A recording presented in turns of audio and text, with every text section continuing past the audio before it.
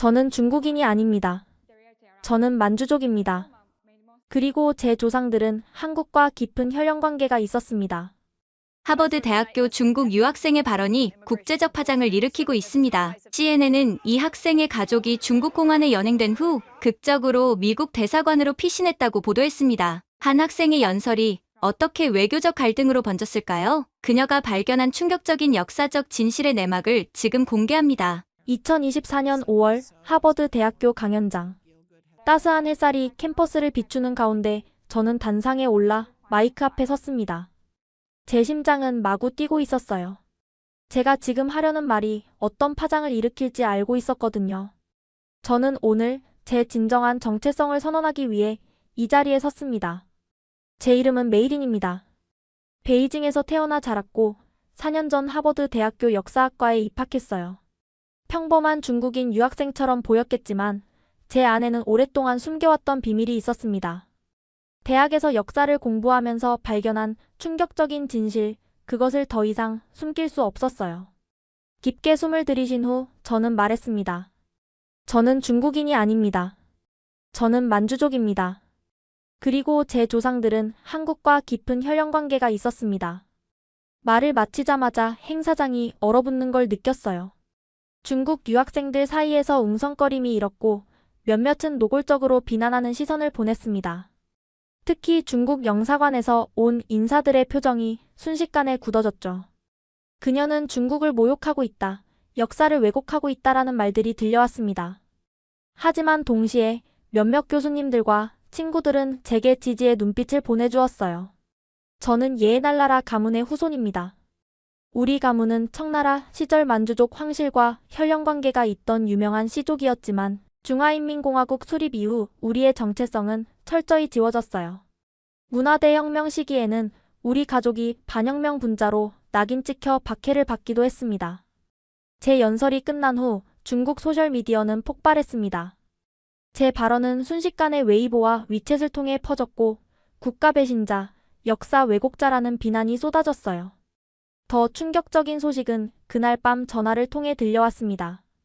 베이징에 계신 부모님이 중국 공안에 의해 신문을 받고 계시다는 거였어요. 그 순간 제 가슴은 얼어붙었습니다. 제가 진실을 말했다는 이유로 가족이 위험에 처했다니. 눈물이 마구 흘렀어요. 저는 어릴 때부터 조금 특별한 가정에서 자랐습니다. 할아버지는 항상 제게 우리는 평범한 한족이 아니다라고 말씀하셨습니다. 할아버지 서재에는 남들에게 보여주지 않는 오래된 족보가 있었습니다. 그곳에는 예에날라라라는 성씨가 적혀 있었습니다. 청나라 황실의 성씨였죠. 우리는 아이신교로의 지파야. 푸이 황제와 혈연 관계가 있단다. 할아버지는 이런 이야기를 항상 낮은 목소리로 마치 누군가 엿듣고 있는 것처럼 조심스럽게 말씀하셨습니다.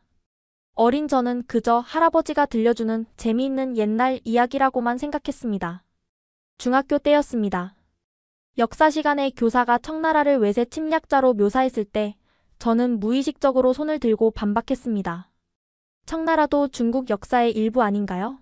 그리고 교과서에서는 다민족 통합의 시기라고 배웠는데 왜 또 침략자라고 하는 건가요? 교사의 차가운 시선과 교실의 정적이 아직도 기억납니다. 더 혼란스러웠던 것은 우리 역사책의 비일관성이었습니다. 한 장에서는 청나라를 중국 역사의 자연스러운 일부라고 했다가 다른 장에서는 만주족 침략자들이라고 묘사했습니다. 이런 모순은 어린 제게 큰 의문이었습니다. 하지만 만주족을 침략자라고 묘사했을 때 학생 대다수가 한족 출신이라 수긍하는 분위기였습니다. 저는 아니었지만요. 그날 방과후 선생님이 저를 따로 불러 조용히 말했습니다. 역사는 정해진 대로 배우는 거야. 의문을 품는 건 좋지 않아. 특히 내 가문에 관한 소문이 있으니 조심해. 이 사건 이후 할아버지는 족보와 가족 사진들을 더 깊숙이 숨기셨습니다. 그리고 저에게 당부하셨습니다. 문화대혁명 때 우리 가문은 큰 고통을 겪었다. 만주족 출신, 특히 왕족 혈통이라는 이유만으로 많은 사람들이 박해받았어. 우리의 정체성은 비밀로 해라. 때가 올 때까지. 할아버지께서는 문화대혁명 시기에 만주족이 어떻게 봉건적 잔재로 낙인 찍혀 탄압받았는지, 어떻게 우리의 언어와 문화가 체계적으로 지워졌는지 말씀해 주셨습니다. 중국 공식 역사에서는 이런 이야기가 거의 나오지 않았습니다. 고등학교를 졸업하고 저는 미국 유학의 기회를 얻었습니다. 하버드 대학교 역사학과에 입학했을 때 이것이 제 인생의 전환점이 될 줄은 몰랐습니다. 미국에서 저는 처음으로 진짜 자유라는 것을 경험했습니다. 질문을 하고 의심하고 탐구하는 것이 장려되는 환경이었죠. 그리고 무엇보다 제 정체성에 대해 부끄러워할 필요가 없었습니다. 미국에서 저는 처음으로 제 본명인 예에날라라 메이린을 사용하기 시작했습니다. 할아버지가 말씀하신 때가 드디어 온 것 같았습니다. 하버드에서 공부하면서 저는 만주족의 진짜 역사에 목마른 사람처럼 빠져들었어요. 미국 도서관에는 중국에서 접할 수 없었던 자료들이 가득했거든요. 저는 충격적인 사실들을 하나씩 발견해 갔습니다. 만주족은 한때 동아시아를 지배했던 강력한 민족이었어요. 여진족에서 시작해 금나라를 세웠고 후에 청나라로 중국 전체를 지배했죠. 그런데 이상한 점은 우리가 중국을 정복했음에도 결국 우리의 언어와 문화를 잃어버렸다는 거예요. 지배자가 어떻게 피지배자의 문화에 동화될 수 있을까? 교수님께 이 질문을 던졌을 때 그는 문화적 중력의 법칙이라고 대답하셨어요. 더 오래되고 강력한 문화적 전통을 가진 집단이 수적으로 우세할 때 소수 지배자들은 결국 그 문화에 흡수된다는 거죠. 하지만 더 충격적인 것은 그 이유였습니다. 청나라가 무너진 후 만주족은 어떻게 되었을까요? 우리는 하루아침에 적이 되었어요. 만주족은 중국 혁명 이후 반동분자로 낙인 찍혔습니다. 특히 문화대혁명 시기에는 만주어로 된 책들이 불태워졌고 만주족 특유의 의복이나 풍습을 지키던 사람들은 박해를 받았어요. 할아버지께서 항상 조심스러워하신 이유가 있었던 거죠. 공식 기록에 따르면 중국의 만주족 인구는 1000만 명이 넘는다고 해요. 하지만 만주어를 할 수 있는 사람은 이제 수십 명에 불과하다는 사실을 알았을 때 가슴이 무너지는 것 같았습니다. 우리는 지배자에서 피지배자로 다시 소수민족으로 전락했어요. 그리고 지금은 이름만 남은 민족이 되어가고 있습니다. 많은 만주족들이 자신의 정체성을 숨기거나 한족으로 살아가고 있어요. 마치 역사의 편에 지워진 것처럼 말이죠. 만주족 전통 가옥들은 중국 전통 건축물로 분류되고 만주족 전통 음식은 중국 요리가 되었습니다. 제 가슴에는 분노와 슬픔이 가득했어요. 하지만 동시에 이 잃어버린 역사를 되찾아야 한다는 사명감도 생겼습니다. 그리고 그 여정에서 저는 뜻밖의 동맹자를 발견하게 될 줄은 몰랐어요. 그 첫 번째 실마리는 의외의 장소에서 찾아왔습니다. 바로 한국 드라마를 통해서였죠. 하버드의 기숙사 생활은 생각보다 외로웠어요. 수업과 연구에 몰두하는 시간 외에는 방에 혼자 있는 경우가 많았죠. 그러던 어느 날 한국인 룸메이트 지연이가 제게 한국 드라마를 추천했습니다. 메이 이거 봐. 요즘 넷플릭스에서 엄청 인기 있는 드라마야. 역사물인데 네가 좋아할 것 같아. 처음엔 별 관심 없이 보기 시작했어요. 대장금이라는 드라마였는데 조선시대 궁중 생활을 그린 작품이었죠. 그런데 몇 회를 보다 보니 이상하게 빠져들게 되었어요. 이 드라마에 나오는 의복과 건축물. 어딘가 익숙한데? 특히 눈길을 끈 건 드라마 속 왕과 신하들이 쓰는 모자였어요. 둥근 모양의 뒤로 날개가 달린 그 모자는 할아버지 서재에 걸려있던 옛 사진 속 모자와 거의 동일했어요. 호기심이 생겨 더 많은 한국 역사 드라마를 찾아보기 시작했습니다.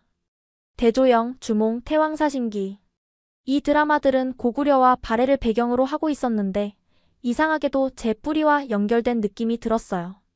특히 발해 드라마를 보면서 깨달았습니다.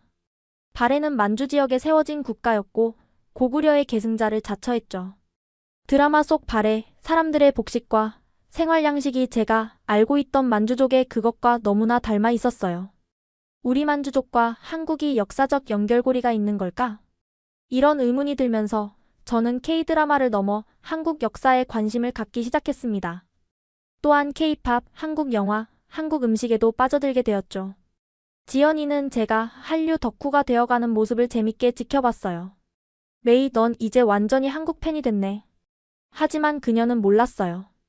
제게 이것은 단순한 문화적 취향이 아니라 잃어버린 제 정체성의 퍼즐 조각을 찾아가는 여정이었다는 것을. 한국 드라마에 빠져든 지 몇 달 후, 저는 하버드 동아시아학 도서관에서 거의 살다시피 했어요. 한국과 만주의 역사적 연결고리를 찾기 위해 가능한 모든 자료를 뒤졌습니다. 처음엔 역사책과 학술 논문들을 주로 봤어요. 그런데 어느 날 오래된 지도 섹션에서 놀라운 발견을 했습니다. 17세기 초에 제작된 만주 지역 지도였는데 그곳에는 현재 북한과 중국 국경지대가 하나의 문화권으로 표시되어 있었어요. 이건 정말 흥미로운데 더 깊이 조사할수록 더 많은 증거들이 나왔습니다. 고구려는 현재 북한과 만주 지역에 걸쳐 있었고 발해 역시 만주 지역에 중심을 둔 왕국이었어요. 이들은 단순히 영토를 공유한 것이 아니라 문화와 민족적 정체성도 공유했던 것 같았습니다. 교수님께 이런 발견을 말씀드렸더니 그분은 흥미롭게 들으시더니 한 책을 추천해 주셨어요. 오웬 라티모어의 만주의 내부와 외부를 읽어보세요. 당신이 찾는 답이 있을지도 모릅니다. 그 책은 저에게 새로운 시각을 열어주었어요. 만주가 단순한 지리적 개념이 아니라 한족 중국과는 구별되는 독특한 문명권이었다는 주장이었죠.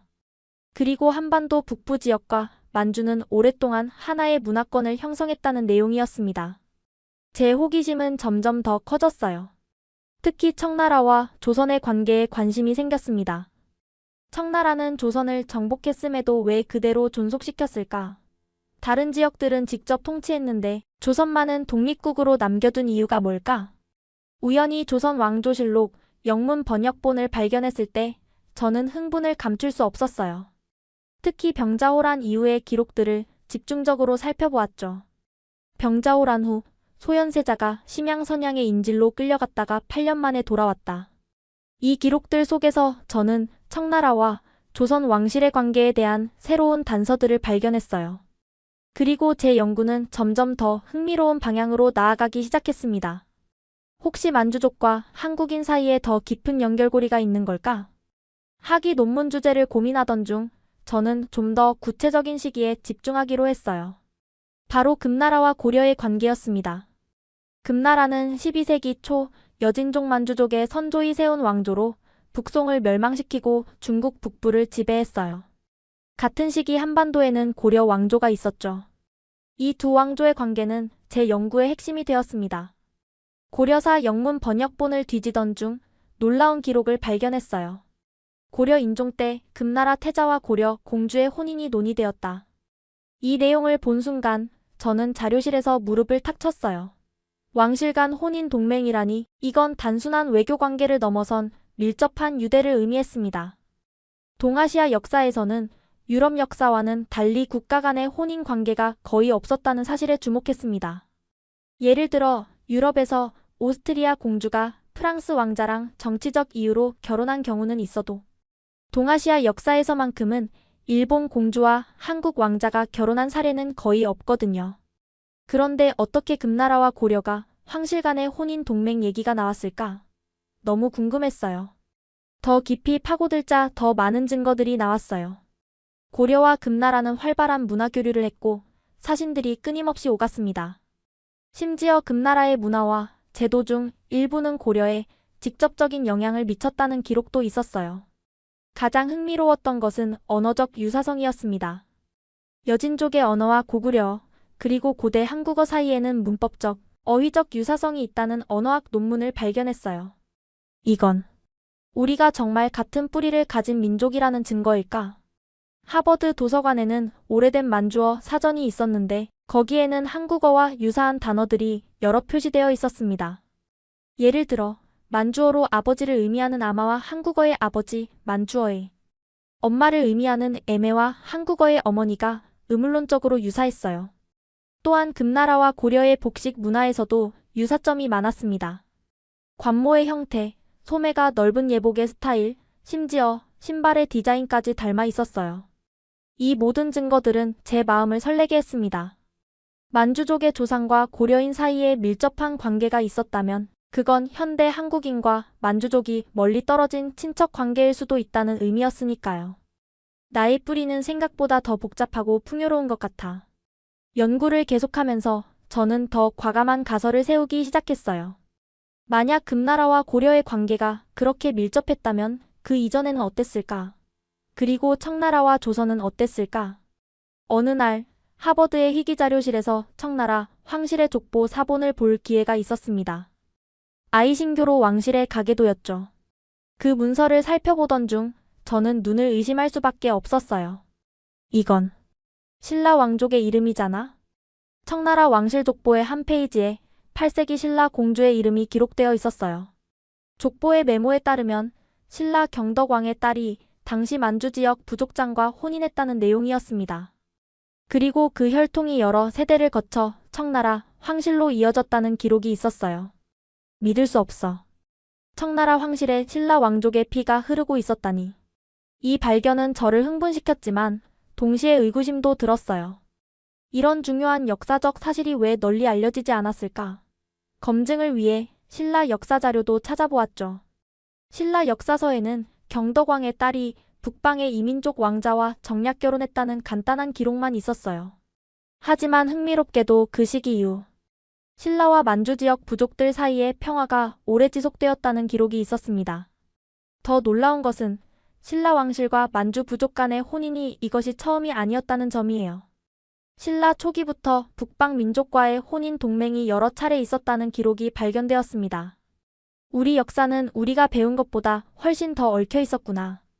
한국 역사학 교수님께 이 발견을 이메일로 문의드렸더니 놀랍게도 빠른 답장이 왔어요. 메일인 학생, 당신의 발견은 매우 흥미롭습니다. 사실 한국에서도 최근 이와 관련된 새로운 사료가 발견되었습니다. 서울에 한번 방문해 보는 건 어떨까요? 신라와 청나라 황실 간의 혈통적 연관성 발견은 저를 더 깊은 역사적 탐구로 이끌었습니다. 다음 의문은 자연스럽게 이어졌어요. 청나라가 조선을 침략했으면서도 끝내 멸망시키지 않은 이유는 무엇일까? 청나라는 명나라를 무너뜨렸고 몽골을 정복했으며 티베트와 신장까지 영토에 편입시켰습니다. 그런데 왜 조선만은 독립국가로 남겨두었을까요? 이건 단순한 정치적 계산만으로는 설명하기 어려운 부분이었어요. 교수님, 청나라가 조선을 완전히 정복하지 않은 이유에 대해 어떻게 생각하세요? 하버드의 동아시아 역사 전문가인 데이비드 왕 교수에게 질문했습니다. 교수님은 의미심장한 미소를 지으셨어요. 그건 아주 좋은 질문이네. 공식 역사서에는 조선의 충성이나 지정학적 완충지대 같은 설명이 있지만 더 깊은 이유가 있을 수 있어. 교수님의 안내로 청나라 황제들의 조선에 대한 칙서와 편지들을 연구하기 시작했습니다. 놀랍게도 청태종과 강희제의 문서에서 조선을 동쪽의 형제국이라 부르는 표현을 여러 차례 발견했어요. 이는 다른 피정복민들에게는 절대 사용하지 않던 표현이었죠. 이건 단순한 외교적 수사가 아니야. 더 깊이 파고들면서 병자호란 당시의 기록도 살펴봤습니다. 청나라 군대가 한양을 점령했을 때 황제의 특별 명령으로 경복궁과 창덕궁 같은 왕실 건물들이 보존되었다는 기록이 있었어요. 다른 정복 전쟁에서는 보기 힘든 조치였죠. 마치 친척의 집을 함부로 무너뜨리지 않는 것 같아. 한국 역사 자료에서도 흥미로운 점을 발견했습니다. 조선 후기의 왕들이 청나라 황제에게 보낸 국서에는 같은 조상의 후예라는 표현이 간혹 등장했어요. 당시에는 단순한 외교적 수사로 치부되었지만 이제 보니 그 안에 역사적 진실이 숨어 있었던 겁니다. 왕 교수님, 이런 표현들이 실제 혈연관계를 암시하는 걸까요? 확실히 그럴 가능성이 높아. 청나라 황제들은 자신들의 뿌리에 대해 알고 있었을 테니까. 병자호란 이후 청나라는 조선의 조공을 요구했지만 내정 간섭은 최소화했습니다. 오히려 문화적 교류를 장려하고 학자들의 왕래를 증진시켰죠. 이는 단순한 정복자의 태도라기보다는 오랜 인연이 있는 나라를 대하는 방식에 가까웠어요. 청나라와 조선의 이런 특별한 관계는 제게 큰 충격이었습니다. 우리가 교과서에서 배운 적대적 관계라는 단순화된 서사 너머에 더 복잡하고 깊은 연결이 있었던 거예요. 우리의 역사는 승자에 의해 다시 쓰이곤 했지만 그 이전의 연결고리는 결코 완전히 지워지지 않았구나. 이 발견은 제 연구의 새로운 방향을 제시해 주었습니다. 이제 저는 단순히 만주족의 역사만이 아니라 한반도와 만주 지역, 민족들 간의 깊은 역사적 유대를 재발견하는 여정에 나서게 되었습니다. 조선과 청나라의 특별한 관계를 발견하면서 저는 만주족의 정체성에 더 깊이 빠져들게 됐어요. 특히 만주어에 대한 관심이 커졌습니다. 우리 조상들의 언어를 직접 배우고 싶었거든요. 만주어를 배울 수 있는 곳이 미국에 있을까? 인터넷 검색을 해보니 하버드 도서관에 만주어 교재가 몇 권 있다는 정보를 얻었습니다. 흥분된 마음으로 도서관을 찾아갔어요. 구석진 자료실 선반에서 발견한 낡은 책들은 마치 보물처럼 느껴졌습니다. 이게 내 조상들의 언어라니. 만주어는 몽골어나 한국어와 문법적으로 유사한 알타이계 언어였어요. 그런데 문자는 전혀 달랐죠. 만주 문자는 위구르 문자에서 파생되었는데 세로로 쓰는 독특한 형태를 갖고 있었습니다. 처음에는 무척 어려웠어요. 도움을 구할 사람도 없었고 인터넷에서 찾을 수 있는 자료도 제한적이었습니다. 그래도 포기하지 않고 매일 조금씩 공부했죠. 아, 이 글자가 아버지라는 뜻이구나. 우리 할아버지가 가끔 쓰시던 단어와 비슷해. 놀랍게도 만주어를 공부하면서 어릴 적 할아버지께서 사용하시던 몇몇 단어들이 기억났어요. 그때는 그저 할아버지만의 특이한 말투라고 생각했는데 알고 보니 만주어 단어였던 거죠. 만주어 공부를 시작하고 몇 주 후 흥미로운 온라인 커뮤니티를 발견했습니다. 만주문화 부흥회라는 이름의 작은 포럼이었어요. 전 세계에 흩어진 만주족 후손들과 만주 문화에 관심 있는 학자들이 모여 있었습니다. 안녕하세요. 저는 미국에서 공부하는 만주족 학생입니다. 조심스럽게 자기소개를 올렸더니 놀랍게도 다음날 수십 개의 환영 메시지가 도착했어요. 중국, 일본, 러시아, 심지어 유럽과 호주에서도 메시지를 보냈습니다. 특히 인상적이었던 건 한국에서 온 메시지들이었어요. 안녕하세요. 저는 서울대학교에서 만주어를 연구하는 김 교수입니다. 당신 같은 젊은 만주족이 자기 문화에 관심을 갖는 모습이 감동적입니다. 온라인 커뮤니티를 통해 만주어 학습 자료를 더 많이 구할 수 있었고 심지어 화상 채팅으로 만주어를 가르쳐주겠다는 분들도 있었습니다. 저는 매일 밤 도서관에서 만주어 공부를 하고 주말에는 온라인으로 다른 회원들과 만주어로 대화하는 시간을 가졌어요. 비록 우리는 전 세계에 흩어져 있지만 우리의 언어와 문화는 여전히 살아있어요. 만주어를 배우면서 저는 단순히 언어만 배우는 게 아니라는 걸 깨달았습니다. 잃어버렸던 제 정체성의 일부를 되찾는 과정이었던 거죠. 만주어 공부를 시작한 지 약 3개월이 지났을 때였어요. 아침 일찍 메일함을 확인하는데 낯선 이메일 한 통이 눈에 들어왔습니다. 서울대학교 동양사학과 만주어 문헌 관련 학술 교류 제안. 메일인 학생께 저는 서울대학교 동양사학과 교수 박준호입니다. 온라인 만주문화 부흥회에서 학생의 글을 읽고 연락드립니다. 최근 우리 연구팀이 조선시대 후기에 기록된 희귀만주어 문헌을 발견했습니다.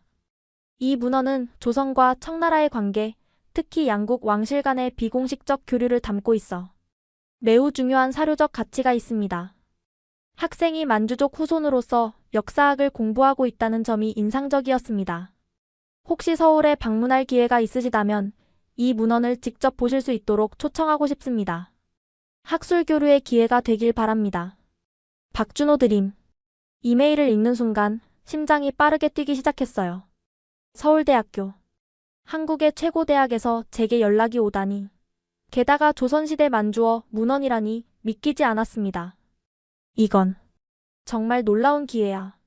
즉시 왕 교수님을 찾아가 이 소식을 전했습니다. 교수님은 제 이메일을 읽으시더니 감탄사를 내뱉으셨어요. 이건 정말 행운이군. 박준호 교수는 동아시아 언어 교류 분야의 권위자야. 그가 직접 연락했다는 건 그 문헌이 정말 중요하다는 뜻이지. 왕 교수님은 서울 방문을 강력히 권유하셨고 심지어 학과에서 지원금도 받을 수 있도록 도와주시겠다고 하셨습니다. 이런 기회는 좀처럼 오지 않아. 꼭 가봐야 해. 그날 밤 흥분된 마음으로 박 교수님께 답장을 보냈습니다. 초청에 감사드리며 다음 학기 겨울방학에 서울을 방문하고 싶다는 의사를 전했죠. 답장은 금방 왔습니다. 박 교수님은 제 방문을 환영한다며 서울대학교 게스트하우스의 숙소도 예약해 주시겠다고 했어요. 더불어 놀라운 제안을 하셨습니다. 메일인 학생, 방문 기간 중 우리 학과 세미나에서 하버드에서의 연구에 대해 짧게 발표해 주실 수 있을까요? 한국 학생들에게 큰 자극이 될 것 같습니다. 발표 요청에 잠시 망설였지만 이런 기회를 놓칠 수 없었습니다. 만주족의 역사와 정체성에 대한 제 연구를 한국 학생들과 나눌 수 있다니 가슴이 벅차올랐어요. 이제 정말 서울에 가게 되는구나. RTRYCLAUD can make mistakes. 플리즈 더블 마이너스 책 리스판시즈. 하버드의 가을 학기가 끝나고 저는 설렘과 긴장이 뒤섞인 마음으로 서울행 비행기에 올랐습니다. 생전 처음 가는 한국, 그것도 학술 교류를 위한 방문이라니 믿기지 않았어요. 정말 내가 이 비행기를 타고 있는 건가? 창문 너머로 작아지는 보스턴의 풍경을 바라보며 지난 몇 개월을 되돌아봤습니다. 만주족 정체성을 공개적으로 선언하고 조상의 언어를 배우기 시작하고 이제는 한국까지 가게 되다니. 제 인생이 얼마나 급격하게 변했는지 실감이 났어요. 비행기 안에서 한국에 대한 책을 펼쳤습니다. 비록 K-드라마와 K-팝은 좋아했지만 한국의 역사와 문화에 대해 아직 배울 것이 많았거든요. 조선은 청나라에 외교적으로는 복속되었지만 내부적으로는 독자적인 문화와 정체성을 강하게 유지했다. 책을 읽으며 새로운 사실들을 알게 될수록 한국과 만주족의 관계가 얼마나 복잡하고 깊은지 더욱 실감했습니다. 우리는 때로는 적이었고 때로는 동맹이었으며 어쩌면 먼 친척 같은 관계였을지도 모르겠다는 생각이 들었어요. 14시간의 긴 비행 끝에 인천국제공항에 도착했습니다. 입국장을 빠져나오자 박준호 교수님이 제 이름이 적힌 팻말을 들고 기다리고 계셨어요. 메이린 학생, 만나서 반갑습니다. 긴 여정 잘 견디셨나요? 박 교수님은 제가 상상했던 것보다 훨씬 젊고 친절한 분이셨어요. 50대 초반으로 보이는 그는 완벽한 영어로 저를 맞이해 주셨습니다. 공항에서 서울로 가는 길, 차창 밖으로 펼쳐지는 한국의 풍경이 신기했어요. 고층 빌딩과 산들이 어우러진 도시 경관, 한글로 가득한 간판들, 분주하게 오가는 사람들. 모든 것이 새롭고 흥미로웠습니다. 교수님, 서울이 정말 아름다운 도시네요. 그렇죠? 이곳은 5,000년의 역사와 첨단 기술이 공존하는 곳입니다. 린 학생에게 많은 것을 보여드리고 싶어요. 특히 우리가 발견한 만주어 문헌들을. 서울대학교 게스트하우스에 도착해 짐을 풀고 잠시 쉰 후 박 교수님과 저녁 식사를 하기로 했습니다. 창밖으로 보이는 서울의 야경이 반짝였어요. 내일부터 정말 특별한 여정이 시작되겠구나. 서울에서의 첫 아침은 게스트하우스 창문을 통해 들어오는 밝은 햇살로 시작되었습니다. 창밖으로 보이는 서울대학교 캠퍼스는 가을 단풍으로 물들어 있었어요. 이게 한국의 가을이구나. 아침 일찍 박 교수님이 약속대로 저를 픽업해 주셨습니다. 오늘의 첫 일정은 서울대학교 중앙도서관 고문헌실 방문이었어요. 린 학생, 우리가 발견한 만주어 문헌들을 먼저 보여드리겠습니다. 이 문헌들은 조선 후기 규장각에서 보관하던 것으로 최근에야 그 중요성이 재인식되었어요. 고문헌실에 들어서자 특유의 오래된 종이 냄새가 코끝을 자극했습니다. 보존 처리된 문서들이 특수 유리 케이스에 전시되어 있었어요. 이것이 바로 제가 이메일에서 언급했던 문헌입니다. 박 교수님이 가리킨 문서는 19세기 초반에 작성된 것으로 조선 왕실과 청나라 귀족, 가문 간의 비공식 서신 교환이었습니다. 놀랍게도 이 문서들은 만주어와 한문이 함께 사용되어 있었어요. 이건 놀라워요. 제가 직접 읽을 수 있어요. 만주어로 쓰인 부분을 읽기 시작했습니다. 서신의 내용은 주로 양국 왕실의 혼인관계와 조상 제사에 관한 것이었어요. 특히 흥미로웠던 부분은 공통조상에 대한 언급이었습니다. 박 교수님 여기 보세요. 우리의 공동조상인 고조선의 영령 앞에 라고 적혀 있어요. 교수님은 놀란 표정을 지으셨어요. 정확히 그 부분이 우리 연구팀을 흥분시킨 대목입니다. 청나라 황실과 조선 왕실이 고조선을 공동조상으로 인식했다는 증거니까요. 이 발견은 제 연구에 완전히 새로운 차원을 열어주었습니다. 고조선. 한국 역사의 시작점으로 알려진 그 나라가 만주족의 조상과도 연결되어 있다니. 일주일 동안 저는 서울의 다양한 역사기관들을 방문했어요. 국립중앙박물관, 고궁박물관, 규장각 한국학연구원까지. 각 곳에서 만주족과 한국의 연결고리를 찾는 작업은 마치 보물찾기 같았습니다. 특히 인상적이었던 건 한국 학자들의 열정이었어요. 그들은 제가 만주족 후손이라는 사실에 깊은 관심을 보였고 자신들의 연구 자료를 아낌없이 공유해 주었습니다. 레이 씨, 당신과 같은 젊은 만주족 학자가 이런 연구를 한다는 것 자체가 역사적 의미가 있어요. 서울대학교 세미나에서의 발표도 무사히 마쳤습니다. 제 연구에 대한 한국 학생들의 질문은 예상보다 훨씬 날카롭고 깊이 있었어요. 그들은 단순한 호기심이 아니라 동아시아 역사의 큰 그림을 이해하려는 진지한 열망을 가지고 있었습니다. 우리는 서로를 적으로 배워왔지만 실제로는 훨씬 더 깊은 연결고리가 있었던 거군요. 한 한국 학생의 이 말이 제 마음에 깊이 남았습니다. 역사는 때로 우리를 갈라놓지만 또 다른 역사는 우리를 연결해주기도 하는 거였죠. 서울대학교 인류학과 연구실에서의 그 순간을 절대 잊을 수 없을 것 같습니다. 김정훈 교수님이 제게 보여주신 DNA 연구 자료는 제 세계관을 완전히 뒤흔들어 놓았어요. 레이린 씨, 이것은 한국인과 만주족의 Y-DNA 하플로그룹 분석 결과입니다. 특히 C, N일시, OE 계열의 분포가 놀랍도록 유사하죠. 화면에 띄워진 그래프와 지도는 충격적이었습니다. 한국인, 특히 한국인들과 만주족 간의 유전적 연관성은 우연이라고 치부하기에는 너무나 분명했어요. 이건 정말 놀라워요. 우리가 실제로 같은 뿌리를 가진 사람들이었다는 증거네요. 김 교수님은 고개를 끄덕이셨습니다. 더 놀라운 건 고고학적 증거와 언어학적 증거까지 이 사실을 뒷받침한다는 겁니다. 고구려와 발해의 유물은 만주족 초기 문화와 놀랍도록 유사해요. 연구실 벽에 걸린 지도를 가리키며 교수님은 계속 설명하셨습니다. 고구려, 발해, 그리고 초기 만주족 정착지를 표시한 지도였어요. 고구려는 현재의 북한과 만주 남부를 아우르는 왕국이었고 발해는 그 뒤를 이어 만주 전역과 연해주까지 영토로 삼았습니다. 가슴이 뛰었습니다. 이건 단순한 학문적 발견이 아니었어요. 제 정체성, 제 조상들의 진정한 역사를 찾는 여정이었으니까요. 그런데 왜 이런 사실들이 널리 알려지지 않은 거죠? 우리는 마치 서로 다른 민족인 것처럼 배워왔는데. 김 교수님의 표정이 어두워졌습니다. 현대 국가들의 정치적 필요성 때문이죠.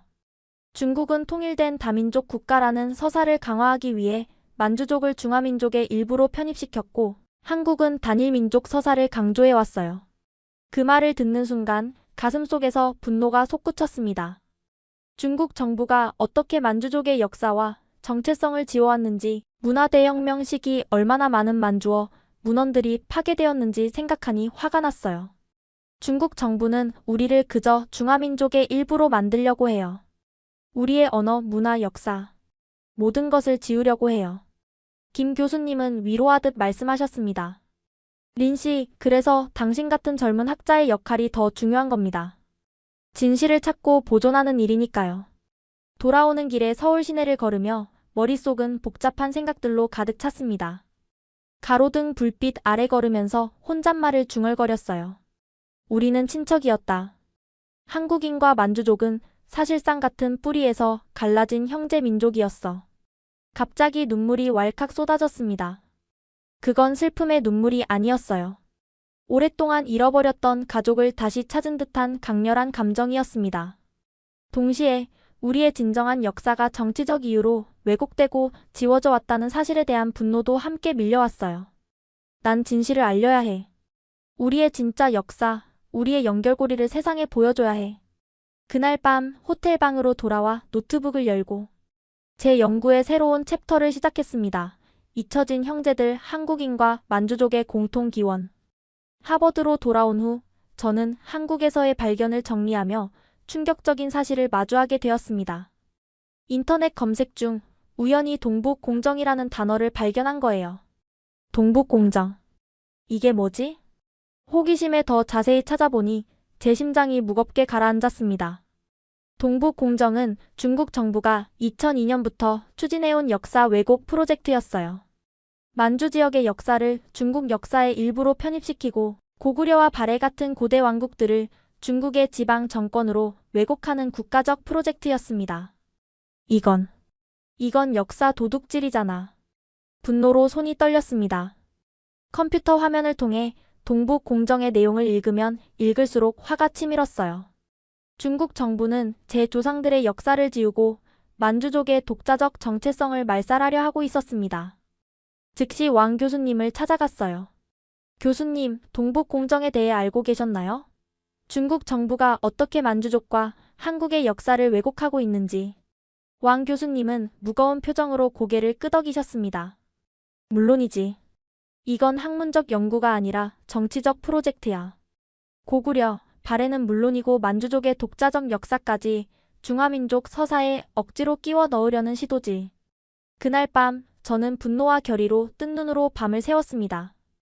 제 노트북 화면에는 동북 공정 관련 자료들이 가득했고 메모장에는 격렬한 반박 내용들이 빼곡했어요. 이들은 내 민족의 역사를 훔치고 있어. 내가 침묵한다면 난 공범자나 다름없어.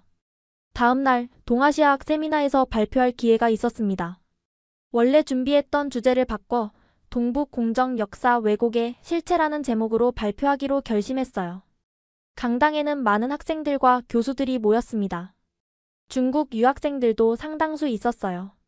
제 발표가 시작되자 공기가 팽팽하게 긴장되는 것이 느껴졌습니다.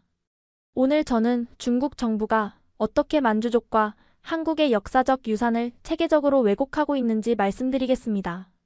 첫 슬라이드를 보여주며 떨리는 목소리로 말했어요. 화면에는 고구려 고분 벽화와 만주족 전통 의상을 입은 사람들의 사진이 나란히 배치되어 있었습니다. 이 모든 것이 중국 역사라고 주장하는 동북 공정은 학문적 탐구가 아닌 정치적 도구입니다. 제 조상들의 역사가 지워지고 있습니다. 발표 도중 몇몇 중국 유학생들이 불편한 기색을 감추지 못하고 자리를 떠났습니다. 하지만 저는 멈추지 않았어요. 진실을 말하는 것이 제 의무라고 느꼈으니까요. 발표가 끝난 후 한국 유학생들과 몇몇 교수님들이 다가와 지지의 말을 전해주었습니다. 하지만 동시에 몇몇 익명의 위협적인 이메일도 받게 되었어요. 진실을 말한다는 것이 이렇게 위험할 수도 있다는 사실에 놀랐지만 제 결심은 더욱 굳어졌습니다. 내 조상들의 역사를 되찾기 위해 난 계속 목소리를 높일 거야. 학술 발표 이후 저에게 뜻밖의 변화가 찾아왔습니다. 제 이메일함에는 전 세계 각지에서 보내온 메시지들이 가득했어요. 미국, 캐나다, 일본, 심지어 유럽에 흩어져 있는 만주족 후손들이 저에게 연락을 취한 것입니다. 메이리님, 당신의 용기에 감사합니다. 저도 만주족 후손이지만 지금까지 제 정체성을 숨겨왔어요. 하버드 학생이 만주족 정체성을 공개적으로 밝혔다는 뉴스를 보고 연락드립니다.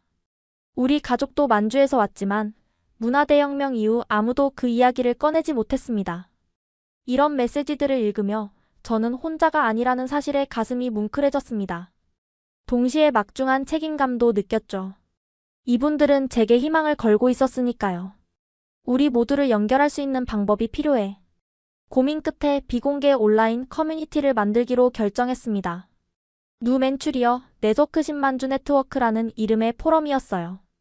초기에는 20명 정도의 회원으로 시작했지만 입소문을 타고 금세 100명, 200명으로 늘어났죠.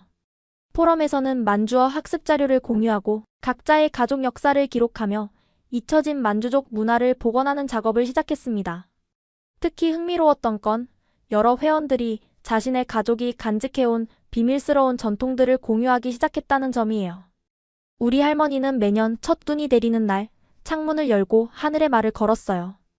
나중에 알고 보니 그건 만주족 샤머니즘의 일부였더라고요. 우리 집안에서는 대대로 청나라 황실 의상을 본따 만든 옷을 보관해왔어요. 문화대혁명 때 불태워야 했지만 할아버지가 몰래 한 벌을 숨기셨대요. 이런 이야기들이 모이면서 우리는 조각조각 흩어진 만주족의 역사와 문화를 재구성해 나갔습니다.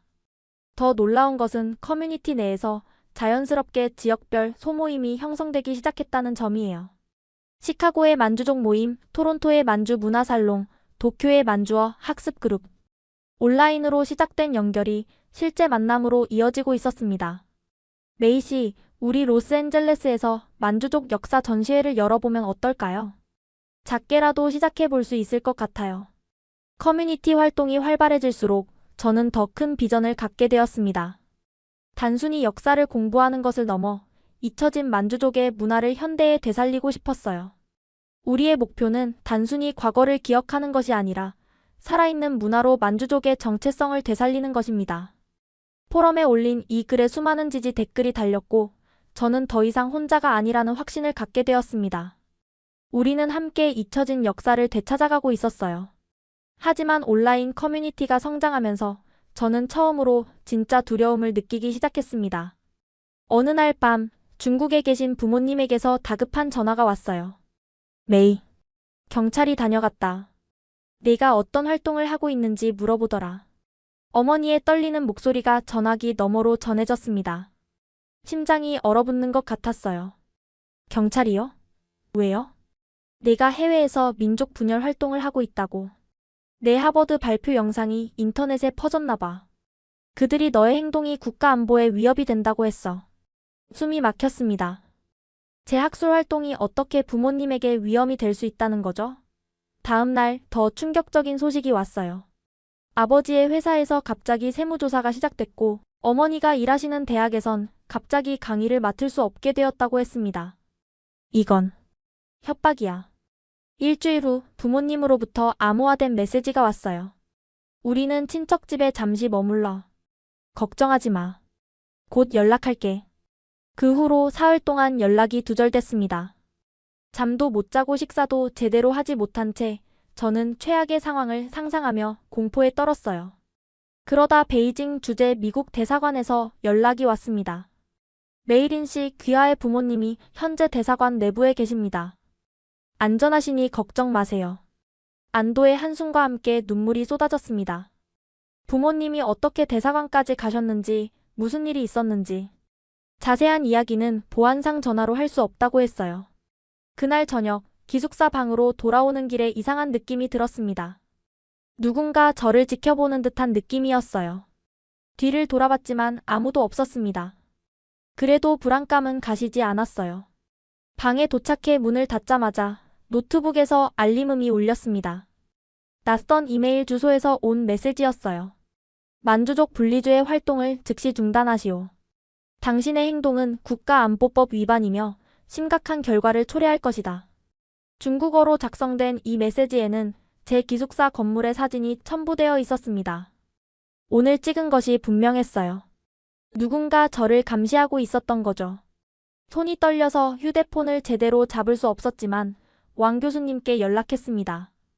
교수님은 즉시 캠퍼스 보안팀과 FBI에 연락하라고 조언하셨어요. 린, 이건 심각한 문제야. 중국 정부는 해외에서도 비판자들을 감시하고 협박하는 것으로 알려져 있어. 그날 밤 저는 창문 커튼을 꼭 닫고 문을 이중으로 잠근 채 잠들지 못했습니다. 제가 시작한 일이 이렇게 위험한 상황으로 이어질 줄은 몰랐어요. 학문적 탐구와 정체성 찾기가 어떻게 이런 국제적 사건이 되어버린 걸까요? 내가 한 일이 옳은 일인데 왜 우리 가족이 위험에 처해야 하는 거지? 불안과 공포 그리고 분노가 뒤섞인 밤이었습니다. 중국 정부의 협박은 오히려 예상치 못한 결과를 가져왔습니다. FBI와 캠퍼스 보안팀은 즉각적인 보호 조치를 취했고 하버드 법대 교수들이 자발적으로 제 케이스를 맡아주겠다고 나섰어요. 예일대학교 동아시아학과 모디 교수는 저에게 연락해 상황의 심각성을 이해하고 있으며 어떤 도움이든 주겠다고 했습니다. 그는 전문 보안 컨설턴트를 소개해 주었고 제 이동 경로와 통신 방식을 안전하게 유지할 수 있도록 도움을 주었어요. 가장 놀라운 일은 이틀 후 워싱턴 포스트에 제 이야기가 대서특필된 것이었습니다. 하버드 유학생, 만주족 정체성 찾기로 중국 정부 협박받아라는 헤드라인과 함께 제 학술 발표와 부모님의 망명 신청 과정이 상세히 보도되었어요. 아마 지금쯤이면 모든 사람들이 날 미워할 거야. 하지만 기사가 나간 후 제 이메일과 SNS는 전 세계에서 오는 응원 메시지로 넘쳐났습니다. 특히 감동적이었던 것은 전 세계에 있는 만주족 후손들의 메시지였어요. 당신이 목소리를 낸 덕분에 나도 용기를 얻었습니다. 우리 할머니는 만주어를 쓰셨지만 나는 배울 기회가 없었어요. 당신의 활동 덕분에 이제 시작하려고 합니다. 저는 미국에서 태어난 만주족 3세입니다. 당신의 용기에 깊이 감사드립니다. 유엔 인권위원회는 성명을 통해 학문의 자유와 문화적 정체성 표현의 권리를 지지한다고 발표했으며 국제 엠네스티와 휴먼 라이츠 워치 같은 단체들도 제 케이스를 주목하기 시작했습니다. 특히 놀라웠던 것은 한국의 반응이었어요. 서울대학교 동북아역사연구소에서 저를 초청해 동북아시아 소수민족의 정체성과 역사, 복원이라는 주제로 특별 강연을 해달라는 제안이 왔습니다. 우리 연구소는 동북 공정에 대한 대응 연구를 수년간 진행해왔습니다. 레이린 씨의 용기 있는 행동은 학문적으로나 인권적으로 매우 중요한 의미를 갖습니다. 하버드 총장마저 공식 성명을 통해 학문의 자유는 우리 대학의 핵심 가치라며 제 상황에 대한 우려와 지지를 표명했습니다. 학생회는 자발적으로 메이린 지지 모임을 결성했고 캠퍼스 곳곳에 우리는 메이린과 함께합니다 라는 포스터가 붙었어요. 이 모든 지지는 제게 큰 힘이 되었습니다. 처음에는 두려움에 떨었지만 이제는 더 강한 의지를 갖게 되었어요. 내가 하는 일이 단순히 개인적인 정체성 찾기가 아니라 억압받은 소수민족의 목소리를 대변하는 중요한 활동임을 깨달았습니다. 역사는 승자에 의해 쓰인다고들 하지만 패자의 목소리도 들려줘야 합니다. 그것이 진정한 역사니까요. 2달간의 외교적 줄다리기 끝에 마침내 부모님께서 미국 망명 승인을 받았다는 소식이 전해졌습니다. 보스턴 로건 국제공항에서 부모님을 기다리던 그 순간의 긴장감은 지금도 생생합니다. 활주로에 비행기가 닿는 순간 제 가슴은 터질 듯이 뛰었어요. 입국장 게이트에서 부모님의 모습이 보였을 때 저도 모르게 눈물이 쏟아졌습니다. 어머니는 평소보다 훨씬 수척해진 모습이었고 아버지의 머리카락은 확연히 하얗게 변해 있었어요. 3달 만의 재회였지만 마치 몇 년이 지난 것 같았습니다. 메이, 우리 딸. 어머니는 저를 꼭 안으시며 흐느끼셨습니다. 아버지는 묵묵히 제 어깨를 토닥이셨어요. 자랑스럽다, 우리 딸. 내가 옳은 일을 하고 있어. 부모님을 하버드 근처 임시 거처로 모시고 와서야 전체 이야기를 들을 수 있었습니다. 베이징에서의 마지막 날들, 감시와 미행, 그리고 한밤중에 미국 대사관으로 피신하는 과정까지. 마치 스릴러 영화 같은 이야기였지만 슬프게도 이것은 우리 가족의 현실이 되었습니다. 너희 증조 할아버지의 비밀 상자가 있단다. 아버지는 작은 목재 상자를 꺼내셨습니다. 급하게 챙기다 보니 많은 것을 두고 왔지만 이것만큼은 가져와야 했어. 상자 안에는 낡은 만주어, 문서들과 가족 사진, 그리고 오래된 부적 하나가 조심스레 보관되어 있었습니다. 문서를 펼쳐보니 예에날라라 가문의 족보와 청나라 시절 관직에 대한 기록이었어요. 이건 우리 가족이 몰래 지켜온 역사란다. 문화대혁명 때 불태워야 했지만 너희 증조 할아버지께서 몰래 보관하셨지. 이 발견은 제게 새로운 사명감을 부여했습니다. 개인적인 정체성 탐구를 넘어 이제는 사라져가는 만주족. 역사와 문화를 디지털화하고 보존하는 프로젝트를 시작해야겠다고 결심했어요.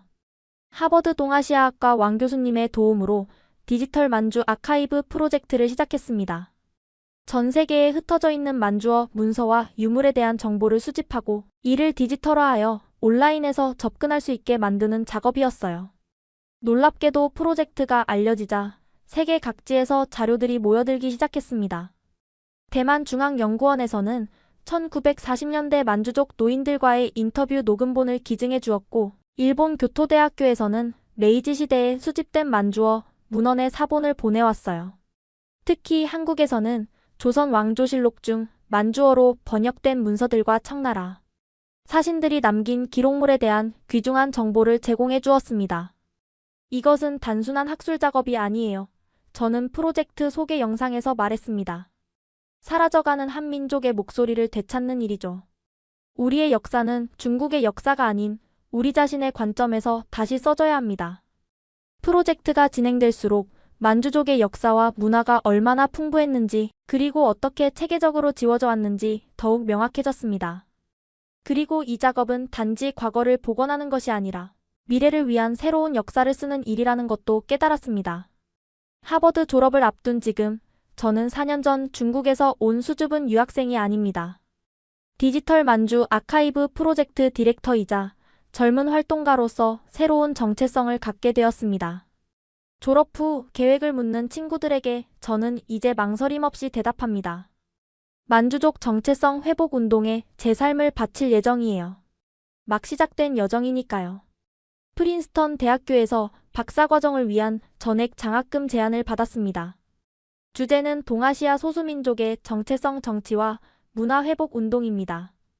학업과 활동을 병행하며 더 체계적인 연구를 할 수 있는 기회죠. 가장 보람찬 일은 전 세계에 흩어진 만주족 청년들과 연결되는 것입니다. 지난달 우리는 최초로 글로벌 만주족 청년 컨퍼런스를 온라인으로 개최했어요. 미국, 캐나다, 유럽, 심지어 중국에서도 비밀리에 참여한 젊은이들이 만주어를 배우고 역사를 공부하며 자신의 뿌리를 찾고 있습니다. 이제 우리는 혼자가 아닙니다. 컨퍼런스 폐회사에서 말했습니다. 오랫동안 침묵을 강요당했지만 이제 우리의 목소리를 되찾았어요. 부모님은 보스턴 근교에 안정적으로 정착하셨습니다. 어머니는 지역 대학에서 중국 문학을 가르치기 시작하셨고 아버지는 만주어 온라인 교육 플랫폼을 만드는 제 프로젝트를 돕고 계십니다. 내가 시작한 일은 우리 가문의 명예를 회복시켰단다. 아버지가 어느 저녁 말씀하셨습니다. 너희 증조 할아버지가 살아계셨다면 얼마나 자랑스러워하셨을까. 때로는 중국으로 다시 돌아갈 수 없다는 사실이 가슴 아프지만 저는 이것이 일시적인 상황일 뿐이라고 믿습니다.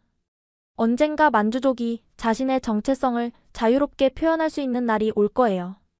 역사는 끝없이 써져가는 이야기입니다. 그리고 우리는 이제 우리만의 이야기를 쓰기 시작했습니다. 여러분 지금까지 메이린의 사연 어떠셨나요? 메이린의 용기 있는 행동은 단순한 개인의 정체성, 탐구를 넘어 잊혀져 가던 한 민족의 역사를 되살리는 불씨가 되었습니다. 그녀의 이야기는 LA타임즈를 비롯한 국제 언론에 계속해서 보도되고 있으며 동북아시아 역사 인식의 새로운 물결을 일으키고 있습니다. 역사는 승자에 의해 쓰인다고 하지만 때로는 한 개인의 용기가 그 역사를 다시 쓰게 만들기도 합니다. 여러분도 자신의 뿌리와 정체성에 대해 궁금한 적이 있으신가요? 댓글로 여러분의 생각을 들려주세요. 좋아요와 구독 버튼도 눌러주시면 더 많은 해외 감동 사연으로 찾아뵙겠습니다. 지금까지 원더풀 해외 사연이었습니다. 시청해주셔서 감사합니다.